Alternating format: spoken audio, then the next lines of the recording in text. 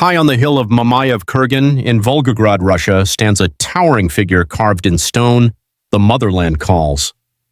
At 85 meters tall, this awe-inspiring statue isn't just a marvel of engineering, it's a powerful symbol of sacrifice, patriotism, and resilience. The statue commemorates one of the bloodiest battles in human history, the Battle of Stalingrad. Over 2 million soldiers and civilians perished as Soviet forces fought to repel Nazi Germany's invasion.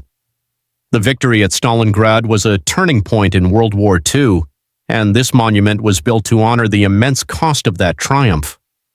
Unveiled in 1966, the Motherland Calls was designed by sculptor Yevgeny Vuchetich and engineer Nikolai Nikitin. At the time, it was the tallest statue in the world, even taller than the Statue of Liberty. Crafted from concrete and metal, her outstretched arm holds a massive sword, while her other hand seems to summon her people to defend their land.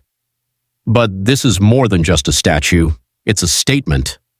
Every feature, from her fierce expression to the wind-blown robes, was intentionally designed to capture the urgency and spirit of a nation on the brink of destruction, yet unbroken.